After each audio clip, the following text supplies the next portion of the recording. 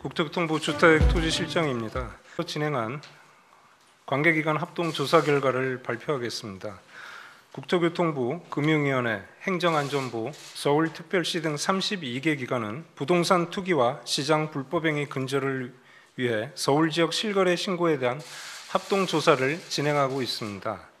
10월 11일 조사에 착수하면서 8월, 9월간 신고된 공동주택 거래 28,140건 중 실거래 신고 내역과 자금 조달 계획서 전체를 확인하여 정상적인 자금 조달로 보기 어려운 거래건과 편법 증여가 의심되는 거래건 등 2,228건의 이상거래 사례를 추출하였습니다. 이 중 매매 계약이 완결되어 현재 시점에서 조사가 가능한 1,536건을 우선 조사 대상으로 선정하였고, 이에 대해 합동조사팀은 매수인, 매도인 등으로부터 소명 자료와 의견을 제출받아 약 2개월간 조사를 진행하였습니다. 현재까지 991건의 검토를 진행하였고, 편법 증여, 가족 간 금전거래 등 탈세가 의심되는 532건은 국세청에 통보하여 분석 중이고, 사업자 대출을 받아 용도외로 사용하는 등 금융회사의 대출 규정 미준수가 의심되는 23건에 대하여는 금융위원회, 행정안전부, 금융감독원이 대출 취급 금융회사를 대상으로 현장 점검을 실시하여 규정 위반 여부를 점검하고 있습니다. 또한 계약일 등을 허위로 신고하여 부동산거래 신고법을 위반한 10건에 대해서는 서울시가 약 2억 원의 과태료를 부과할 예정입니다.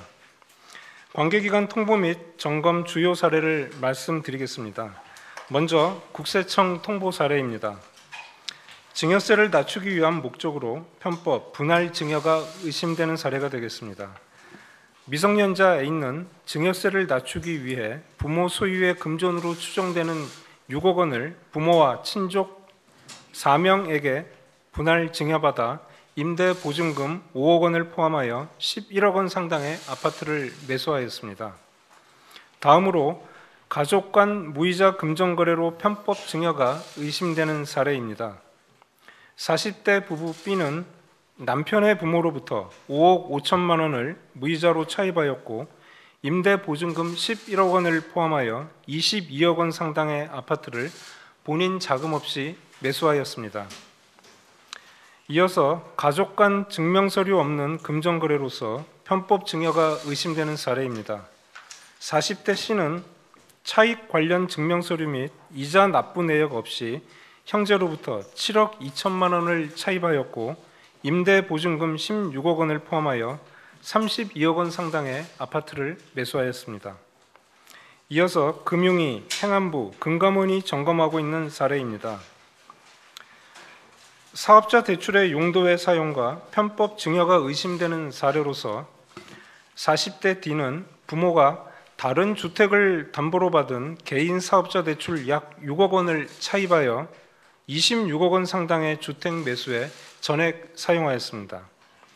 다음 사례는 40대 E가 금융기관에서 개인 사업자 주택 매매업 대출 24억 원을 받아 42억 원 상당의 아파트 매수에 전액을 사용하였으나 현재 본인이 해당 아파트에 거주하고 있는 사례입니다. 위 두 사례는 대출 용도의 사용 의심 사례로서 금융위, 행안부, 금감원이 대출 취급 금융회사에 대한 대출 규정 위반 여부를 점검할 계획입니다. 편법 증여 등으로 탈세가 의심되는 4개의 사례에 대해서는 향후 국세청이 자체 보유 과세 정보와 연계하여 자금 출처 등을 분석하고 세금 탈루 혐의가 확인되는 경우에는 세무 검증을 실시할 계획입니다.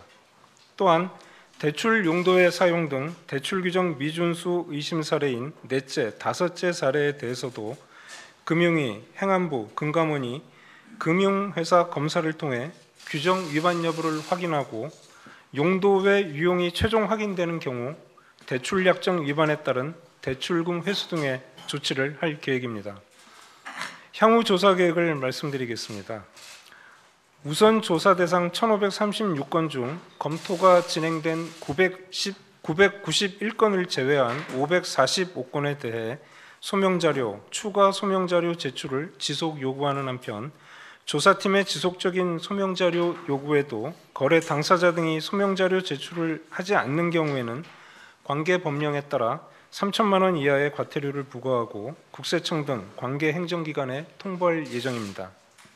또한 10월 신고된 공동주택 거래 16,711건 중 이상거래 의심 사례로서 매매 계약이 완결된 601건과 기존 8월에서 9월 신고분에서 추출된 이상거래 사례 중 현재 시점에서 조사가 가능한 187건을 조사 대상에 추가하여 합동조사를 이어갈 예정이고 조사 결과는 내년 초에 2차로 발표할 계획입니다.